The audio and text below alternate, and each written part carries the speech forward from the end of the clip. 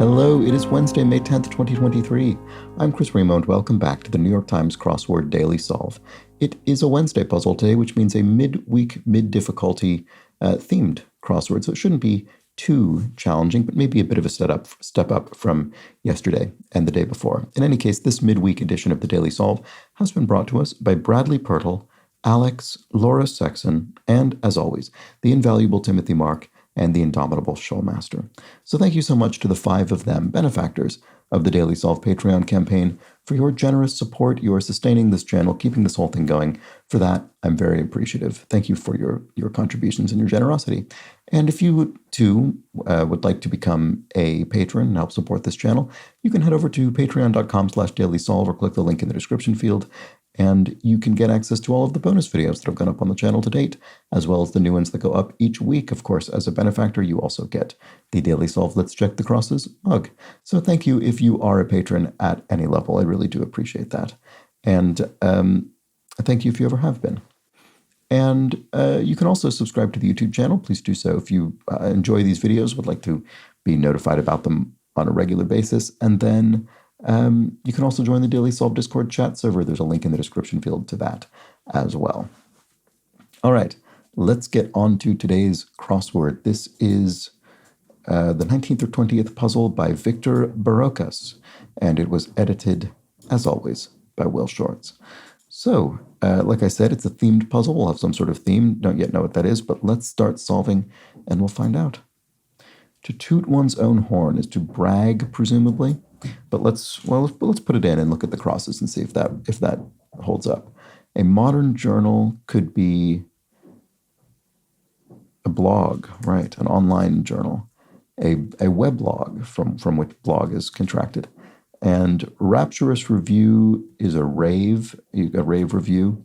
Preach it, you could say amen to emphatically agree with someone in an almost religious sense, or a literal religious sense, I suppose. Obtrusively showy is gaudy or glitzy. Tibetan monk is a lama, as in the Dalai Lama, a notable example, of course. And Ursa Major and Ursa Minor, question mark. This looks like a theme clue to me. It's in a classic position for a theme clue, and it's on the long side, which is common for those. Let's see. Overbears, I'm wondering. Because Ursa is the bear, so you have Ursa Major and Ursa Minor, those constellations. And overbearing or she overbears, she is being overbearing. I mean, that's a bit of an odd way to put it, and they're over our heads because they're in the sky. So I wonder if that's what this is. Let's see. They go through loops. Growing number. Maybe it's not overbears. By way of could be via. So you get from point A to point B via point C, maybe. I don't know. Journalist Klein, who co-founded Vox. Ezra Klein is a journalist. And first nut listed on a can of Planters Deluxe Mixed Nut. Strange fact for someone to know. I wonder, I really want to know how many people solved this crossword and got this immediately without any crosses, through knowledge, not just through inferring based on the number of letters, which I'm going to do and say cashew. But peanut would also fit there if you didn't have the S. And I want to know how many people got that, and whether they realized that was strange to know, or if they just thought, oh, sure, cashews, of course. The first nut listed on a can of Planters Deluxe Mixed Nuts, we'll put that right into the grid. That's a write-in. Anyway, opposite of sans or sans in French would be avec, with, so sans without. Avec is with. And a growing number. Age? You're right. It's a number that's always aging. I'll be a little bit older by the time I'm done with this puzzle, as I was when I began it. Home of the Sphinx is Giza, the great Sphinx and pyramids at Giza in Egypt. And okay, so it is overbears. Great. All right. So what's the? I wonder what the thing is here. We're taking a common phrase or a sort of ordinary compound word, and it's being broken up in a punny way. But I don't know what Without seeing more than one of these, I don't yet know what the sort of linking theme is. 1992 role for Robin Williams or 2019 role for Will Smith. The genie from Aladdin, I would think. Be surprised if there were another role that fits that description. Obtrusively showy. Garish. Garish is obtrusively showy, not just sort of showy. I guess gaudy is that as well, which I said, but it just doesn't fit into the grid there. Side dish with ribs. You could have coleslaw, slaw served with ribs, and they go through loops. Bells? Belts. Belts go through belt loops. Sorry, of course. Don't know why that took me a moment there. Good hole cards in Texas Hold'em. Good hole cards. Aces? Is an ace called a hole? An ace in the hole is a phrase. And I guess I don't know enough about poker to know exactly what that phrase means, an ace in the hole. I guess it means you have a secret ace in your hand. I don't know. That's a very straightforward guess. I haven't a clue. There is a great film called Ace in the Hole by Billy Wilder. It's a really great film, incredibly sort of, it's very dark, sort of cynical story about kind of a journalist who exploits a tragic situation, but it's really entertaining. I mean, it's a good, great, watchable film, but it's just also very dark. Anyway, it's called Ace in the Hole, and it's very good. It's Kirk Douglas. It's filled and may be filling. It's filled and may be filling. I don't know why I can't see what that is. With that W, you'd think it'd be obvious. It's a relatively uncommon letter. Close up tight. To seal something is to close it up tight. And it's filled. I don't know why I can't see that. Critical resource harvested in Dune, right? This is the Frank Herbert novel, and multiple film adaptation is spice, which is harvested on the planet Arrakis or Dune. It's filled and may be filling. A wrap is filled and may be filling. Oh, I see, because I see. It's filled, this is referring to the food item, a wrap. You can fill it, and it may also be filling because it's typically a big item that could fill you up. Defensive line. Well, my first thought was D-line for defensive line, but we're not going to have line in the answer and the clue. Don't know what that. Oh, an alibi? It's a line, in other words, something you say, a line that you give to someone investigating a crime to defend you, to absolve you, to explain away your involvement. Okay, or lack of involvement, to explain your lack of involvement. Scorpio and Cancer. Oh, night crawlers. Right. Okay. So yes, it is. It is basically the thing I said, but the thing that is going to be common to all of these clues is that they're all going to refer to constellations. So here we have Scorpio and Cancer, and Scorpio in this case Cancer referring to the crab, are both creatures that crawl, and of course Nightcrawler is an existing phrase, and because they're constellations, you really primarily see them in the night. At nighttime. So there we go. Nightcrawlers, very good. So we have overbears, Nightcrawlers. This is a nice, clever theme. To be specific about in a way is to name somebody, maybe. To be specific about who was there. Maybe that's part of your alibi. I don't know. And Therapists Organization is the American Psychiatric Association, maybe? That would be my guess. Let's see. Magic Keyboard, go with. The capitalization of keyboard makes this look like a brand name, Magic Keyboard, which is an Apple sort of brand name for their keyboard peripherals. So an iPad, I guess, or... Oh, maybe this is their folding keyboard that goes on, attaches to the iPad. I bet that's what that is. So that makes sense. Okay. Thomas, who won the 1929 Nobel Prize in Literature, Thomas Mann, I would think, The Magic Mountain, etc. That would have been around the right time for him to have won that. Genre for NWA and Ice-T would be gangster rap. There we go. So we have two sort of cultural crosses there, which sometimes can be tricky. Outer boundaries are edges, and classic soft drink brand is Knee-High, whose pronunciation I've learned from people commenting on a video whenever, not last time, but probably the first time I pronounced this incorrectly on the video. Oh, here we go. Here's another one. Sagittarius and Orion. Oh, I don't know. What is Sagittarius exactly? I don't actually know that, I don't think. That's annoying. Orion is the hunter. Let's see. 154 Shakespeare works, Shakespeare's sonnets. That'll be. And Avignon, affirmative. So Avignon is in France. So I think this is just, this just means a word for affirmative, or word meaning affirmative in French. So oui for yes in French. And that's our second French clue, because we also had the opposite of sans. And so here are two different ways to clue a foreign language word. Here we have just giving us a foreign language word in the clue, and so serving as the definition or the synonym. So that has to then also be in a matching language. In this case, the definition or synonym affirmative is in English, but we have a place marker to indicate the foreign language, and that's a common way as well. All right. Anyway, shooting stars. So Sagittarius is going to be referring to some other hunter or warrior or something, and I don't know who that refers to. I'm sorry about that. I'll have to look that up. But there we go. Shooting stars. Very good.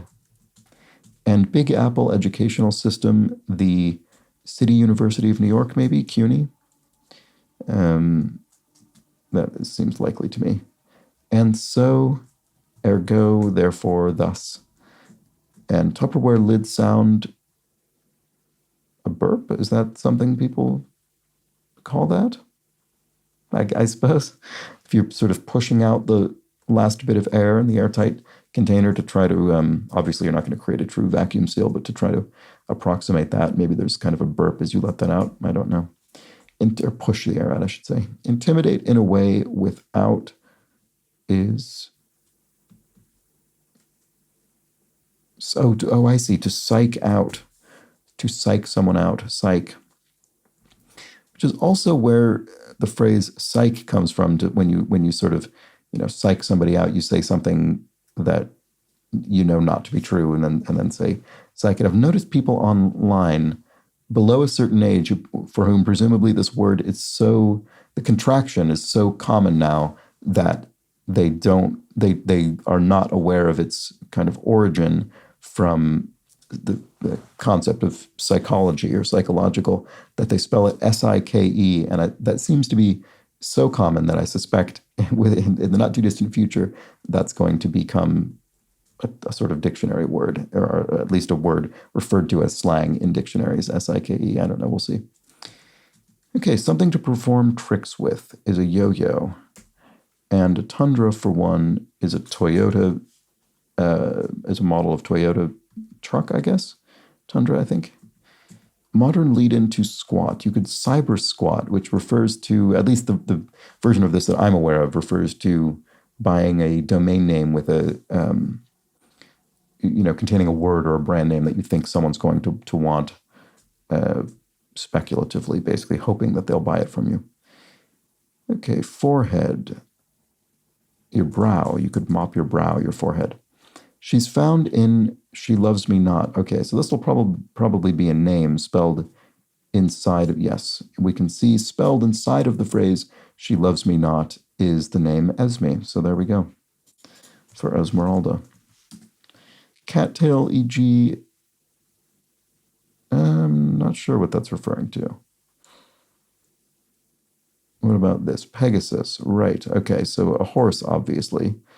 Dark horse. Again, so similar to night crawlers, because we see this constellation in the dark. So dark horse, there we go, very good. And I think we've probably finished off the theme. And it doesn't look like there was a revealer for it, so we had to infer what was going on by context. Okay, cattail, let's see. Many a textbook is a tome, a very large book. And wonderstruck is awed. You're amazed, you're wonderstruck. A study, e.g., maybe a desk. Does that work here? Blank radio. K radio. No, not sure. Famed diarist Samuel Pepys. sort of incredible figure who he was I think basically a sort of civil servant or bureaucrat. He worked for maybe an insurance company or something, but he was a diarist. He wrote in a diary. I don't know if it was every day, but very, very often. And he famously was keeping diary entries through the fire of London. And so we have this incredible record of those events in 1666. And I think he also was a kind of, extremely, I think he sort of lived well. I think he was sort of an indulgent person generally. So we have lots of additional information about sort of people in the social scene in London of that time through his diaries. He, I think he, I think when the fire happened, I think he took many of his belongings out of his house and put them in a wagon and took them to a friend's house. But he, I don't know, he's particularly suspicious about someone stealing his wheel of Parmesan, I think. So he buried it in his front garden, maybe, or something. I think he buried his big wheel of cheese because he didn't want to risk it sort of getting, I don't know, it was particularly valuable and he wanted to keep it somewhere secret to ride out the fire. I think that's right, something to that effect. Anyway, Jean le Carré figure. Jean le Carré, of course, the great spy novelist who created George Smiley, among others. And anyway, so Jean le Carré figure would be a spy. Tinker Tailor Soldier Spy, famously, for instance. Okay, telegraph pioneer Samuel Morse, for whom Morse code is named. And layout in a new pattern could be to remap something. To change with the situation is to adapt, and to wear away something is to erode it, to sort of dissolve it away. Low stat for a top pitcher, ERA, right. This is something like earned run average or something like that. Sorry, I've learned this through crosswords before. Small complaints could be nits. You pick nits, and this looks like retinue. Yes, your entourage is your retinue. And to tie to a post, say, oh, is this right? Is this not Dark Horse? What is this? No, it's not. Oh, that's interesting. Tether. Oh, high horse. Oh, right. Okay, that's nice. That's much better because that it's more of a unique concept. Whereas Dark Horse and Nightcrawlers are sort of doing the same thing metaphorically. High horse, the Pegasus, is up high above you. I think Dark Horse would sort of work, but it's not nearly as good. So this is better. Okay. Bulk storage area is a silo. You could have grain in a silo. And Dayglow is, I think, probably a brand name used. I mean, it might be one of those things where it was a brand name, but now it's genericized. It's probably still a trademark, I bet. Anyway, Dayglow, it's some kind of glow-in-the-dark substance, I suppose. Or is it Dayglow? Maybe it's not glow-in-the-dark. What is Dayglow? I don't know. It's one of those brands I know, but I don't really know why. Okay, Ella Enchanted is a 2004 film. I mean, I recognize the name. Ham radio, there we go. So amateur sort of ham radio, and then a study is a room. Okay, and the reason that this didn't make sense before is because I had high horse not placed correctly. So we can move on to the final corner, I suppose. Crime Lord strangled by Princess Leia was Jabba the Hutt in Return of the Jedi. Prize open is Jimmy's? Yeah, you could say I jimmied the lock. I prized it open. Yeah, that works. Trouble could be ail, to ail. Something's ailing you, it's troubling you. And world capital 50 miles from Vienna is Bratislava. There we go. Sounds correct to me. Risky dog to own. A brute or something? I'm not sure what this is referring to. Oh, this looks strange. Maybe this is wrong. It is wrong, or ale is wrong anyway, because Elba, who portrayed Nelson Mandela, must be Idris. I don't think I've seen this portrayal, but Elba is a pretty distinctive name. Trouble is it's quite a do. It's quite a trouble. And then they're found around castles. You could have a moat surrounding a castle. And a risky dog to own. Oh, a biter, I see. Okay. And foolish sorts are asses, a total ass, a total fool. A three-way intersection is a T intersection. And to say, I'm right here, ahem, mm-hmm. And the function here of the brackets is to indicate that this is sort of a sound you're making as opposed to an actual word. So, ahem. I mean, I think because it's used so often to reference the kind of, I think ahem is almost becoming sort of a word, but still indicated here as a sound. Because that would be more common. Mystical mixtures are elixirs, and then what was this? Right angle shape is an L. This looks like X-ray, and it is. It sees right through you is an X-ray. And taqueria topping is salsa. On your tacos, for instance. Offensive line, oh, right. Did we have this somewhere else in the puzzle, or was this the only one? Oh, no, we had defensive line somewhere else, and that was the alibi, right? Okay. So offensive line is a slur, maybe, right? A line, something you say about somebody that's offensive in a kind of, regarding their ethnicity or some other kind of facet of themselves. Southern pronoun is y'all. Oh, right, okay, so second person plural pronoun, which we don't really otherwise have in English because our second person pronoun is kind of both singular and plural. You, I mean. One-time Saturn SUV, I don't know, the View maybe, V-U-E? Yes, pub choices are ales. Here we go. And there we have it. Oh, wow. 20 minutes on the dot to the second. There we go. So all of my discursion in today's puzzle has led me to a nice round time. And there we have it. Let's go over our a theme quickly. So Ursa Major and Ursa Minor are the overbears, I guess we could say. Scorpio and Cancer are the night crawlers. Sagittarius and Orion are the shooting stars. That's nice with the additional sort of astronomical implication there. And finally, Pegasus is our high horse. So we have, I suppose, 7 different constellations clued in a punny way using ordinary compound words that we then split apart to, or sort of recontextualize, maybe not so much split apart, but recontextualize to, because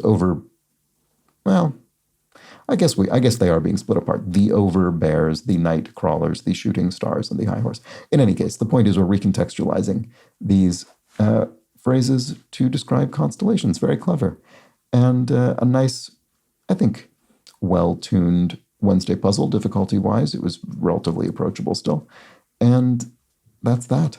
I don't have time, unfortunately, for the extra, for the answers from yesterday's puzzles today, but I hope you enjoyed today's video. Thank you for making it to the end. And I will be back tomorrow for the Thursday crossword when we deal with some kind of more intricate theme, perhaps. More ambitious or surprising theme in the grid. We'll just have to find out. Join me for that. Until then, please do have an excellent remainder of your Wednesday. Take care.